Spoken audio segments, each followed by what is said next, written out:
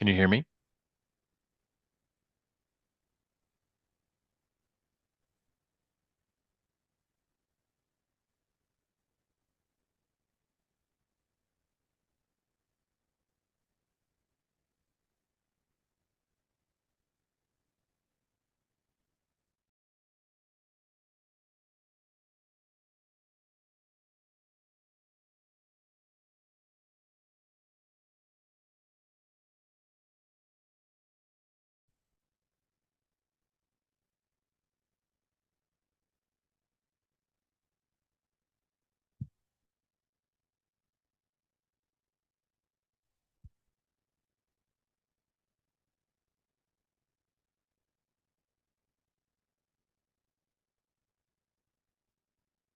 All right, folks, it is noon and we are going to get cooking on this thing here.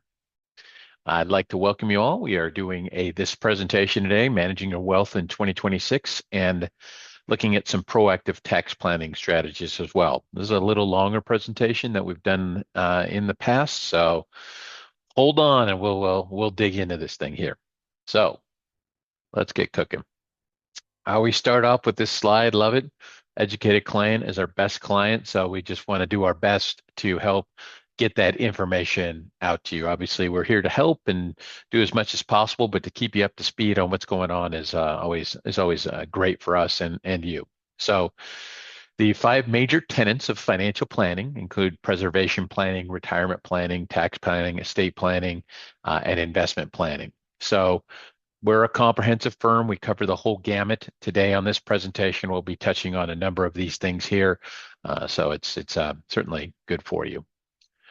Now, let's talk about 2025, just a sort of a year in return. Um, the U.S. equity market did pretty well in 2025. We had a big bump in the road around March and April when the tariff battle began. That proved to be problematic where the market fell about 19%, but it rebounded and we finished with a pretty nice year. So we got some good double-digit returns from the S&P 500. Um, what was driving it? A lot of it had to do with positive investor sentiment. AI was instrumental with what was going on. The Magnificent Seven continued to rise and go in a good way. And then the Fed was also cutting interest rates. So there was a lot of factors that were playing into it. The tariff thing didn't last as long as we thought, although the negotiations carried on for a while. The negative ramifications didn't prove to be too problematic. But if we look at the chart here, you can see that things were floating along nicely. And then we had that big correction in March and April. And then things worked their way back from there to ultimately led to a total return of 16% for the S&P 500 if you were purely and solely in the market. Um, Let me double check, see if you can hear me, because it shows my microphone is off. And maybe I'm talking in. You can hear me. I don't know why. If anybody else is on there, if you want to comment, if you can hear me. Okay, yeah, I guess you can't hear me. It says, all right. So I'm confused. All right. Anyways, I'll get back to this here. So yeah, the market was positive last year despite what was going on with the S&P and in March and April. All right. So quick recap again for 2025. Another good year for investors. Inflation moved us towards a Fed goal of 2%. We got that is ultimately what they're trying to do is get inflation around 2%. It's got close to that. And we'll see. They've been talking, at least Trump has been working towards getting rates cut three times in 2025. I think this Iran situation is going to throw a wrench into that. In fact, we've been starting to hear whispers of rates going up again here. But we'll dig a little bit deeper as we go through the presentation here. Economy was strong in 2025. We remain optimistic with things, and once this Iran thing is settled, could turn out to a pretty quick boom. But we'll see. Now, digging back to interest rates and inflation, what happened last year is we saw nothing for a while, and then we saw three decreases starting in September. October and December, we saw the Fed decide to cut rates again. So that had an impact. Now, when we look at the beginning of this year, that hasn't necessarily been the case. We did not see an increase in January of this year, and then we will see what comes going forward. Um, Inflation is sort of what's driving it. You can see here that we had very high inflation 2022, 2023. That hasn't gone away, but the rate that things are increasing in price has gone down. So we were at 2.4%. In February last December, we were down to 2.7%. So it certainly has been trending in that direction. Energy and oil prices are proving to be disruptive there.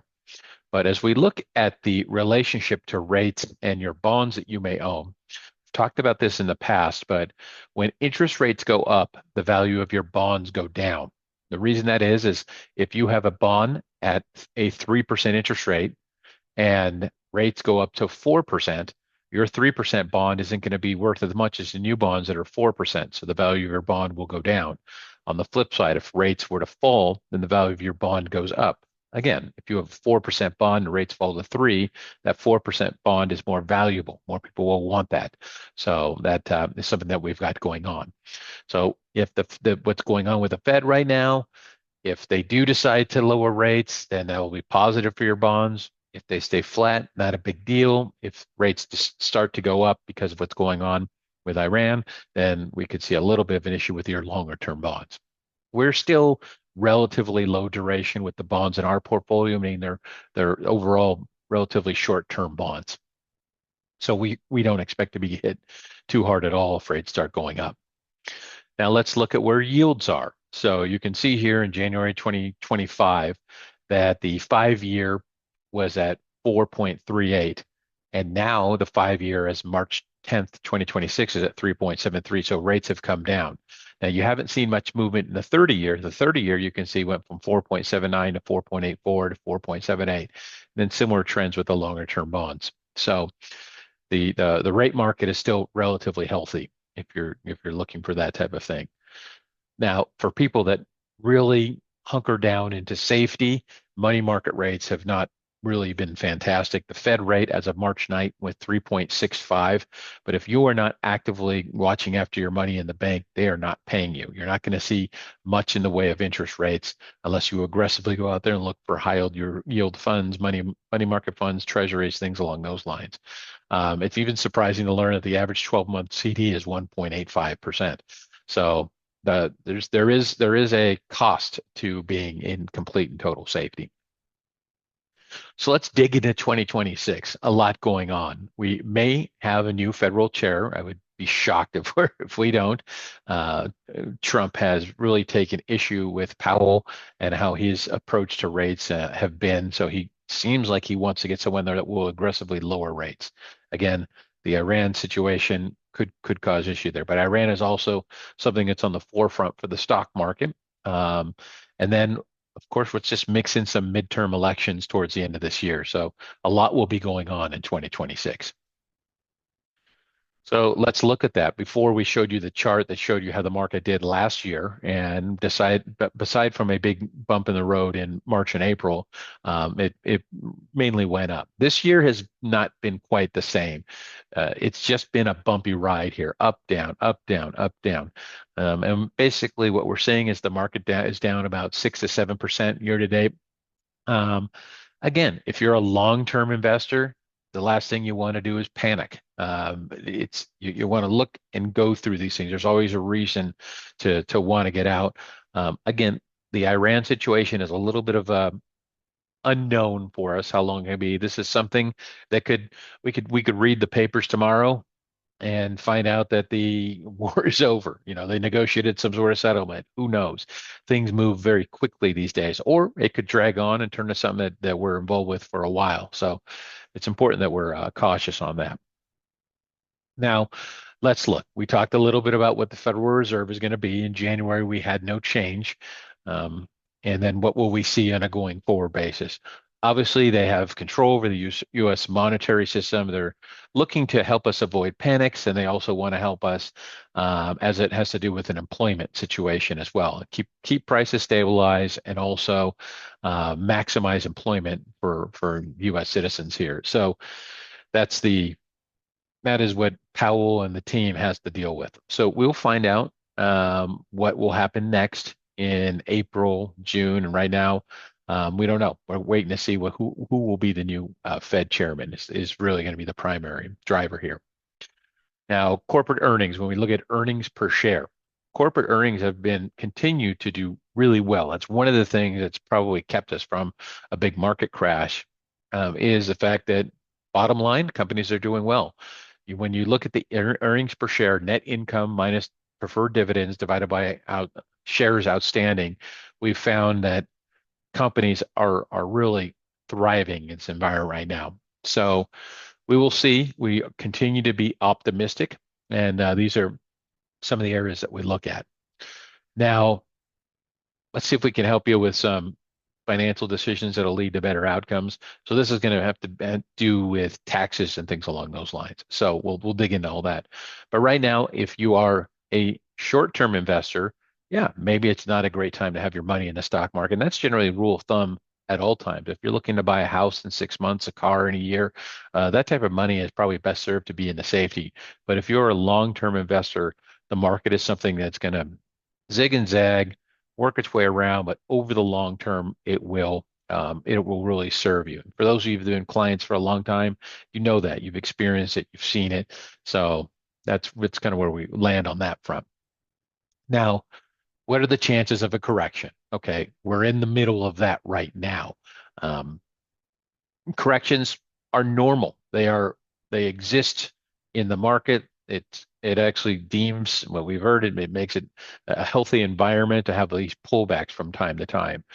What we like to see is that there can be opportunity within those pullbacks. You can find that there are things that we can purchase and get into, but a 10% pullback happens often. And so we have to work our way through that. You can see the analysts, however, continue to be optimistic of where we're at, where the S&P 500 closed at 6,800. And you can see these various analysts on here from Oppenheimer, Wells Fargo, Citigroup.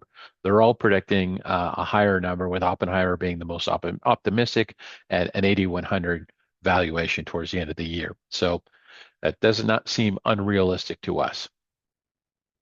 So our outlook on the equity market: equities are volatile.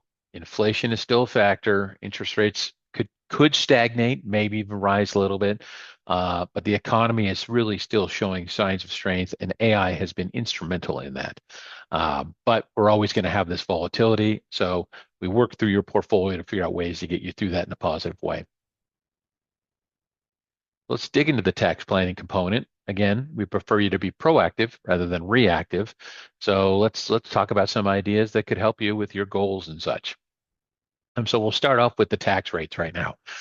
So take a quick look here. You can kind of see where you fall. We're still in the great tax rates that were brought around in 2017. They were never unwound, and so we're still dealing with that. So they're pretty attractive in consideration of where we were prior to that. So that creates a lot of different opportunities. Now, first things first, well, we'll dig into the long-term capital gains, then we'll get into the retirement plans. But the long-term capital gains rate, you can see here, if you are recently retired, you're not making as much income as you used to, you can see there's a capital gains rate where if you're married, filing jointly, or single taxpayer, that you can pay 0% depending on where your income is at. But then the next one is the 15%, and that can be pretty sizable there. So there's opportunity for folks, and we'll dig into that. But for those of you that are still in the working world, the 401k limits went up a little bit for this year. So now for this year, you can get 24,500 maximum into a 401k. If you're able to do a catch up, and that's for people over 50 years old, you can get another 8,000 in there. Now there's something to know about that catch up for this current year going forward. If you made over 150,000 on your W-2 last year, that will have to go into a Roth contribution now. It cannot be a tax deferred.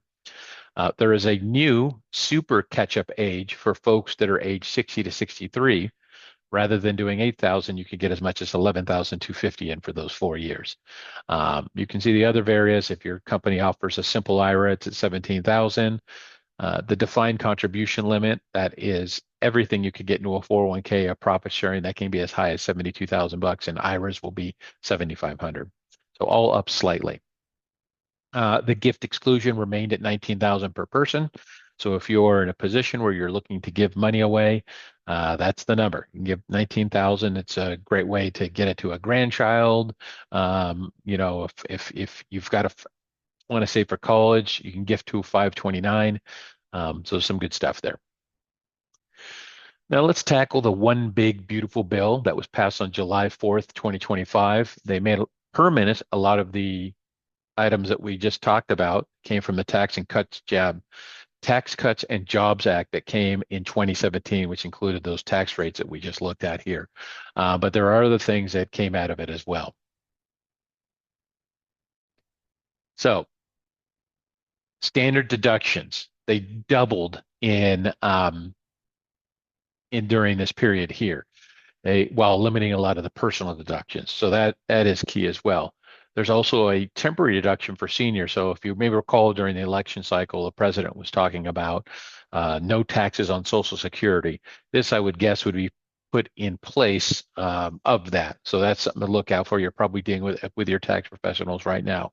And then the state and local tax SALT deduction was raised as well. So that had been eliminated in the previous go round. So that came back. And then the rules on charitable gifting have changed as well. So let's dig into that. So now your RMD, that is one thing. When for those who are not familiar, when you get to a certain age, the IRS wants you to pull money out of your IRA. So historically, it had been 70 and a half. It changed to 72, then it changed to 73. In the year 2032, it's going to move to age 75. If you are already taking an RMD, that this doesn't affect you. It's already began. But for those of you that have not started taking it yet, this is something that will impact you. It will permit you to keep your money in your IRAs longer, which will help you save on taxes. This here is also an interesting. I was working with a client the other day, and they are doing some tax planning to try and convert assets to Roth. The issue that we ran into, though, is they're in a very high tax bracket. They also have a parent, however, that is going to be leaving them their money, who's in a much lower tax bracket. And so what we talked about was potentially, instead of converting their money, convert the parent's money into Roth at a much lower tax bracket, and it gets where you need it to be. So that's when you look at family tax bracket management, where all the assets aren't needed, they're not all required. If the marginal tax rate of the IRA holder is higher than whoever the beneficiary is going to be, you wouldn't want to do it. Now, in the case of that, where your marginal tax rate is lower than whoever the beneficiary is. So in that case, the parent was in a 22% bracket and the child was in a 37% bracket, then it could make a lot of sense from a family tax bracket strategy to convert at the lower bracket with the parent and get it to the child. So those are some things that we can help work with as well. The benefits of Roth conversions, it lowers your overall taxable income. You get some tax-free compounding, no RMDs, and then there's tax-free withdrawals to the beneficiaries. We find the sweet spot for Roth conversions is right about the time you retire, because you leave the work world where you're making potentially a high salary, and now you don't have to save, don't have to do as much, and you start taking money from your various accounts, which pushes you down to a tax bracket. And there is opportunity there. And so with a number of clients, what we'll do is we'll figure out that difference the year end and then convert a small portion into Roth each year. So a donor advised fund. For those of you that are charitable, this is another way to reduce your taxes.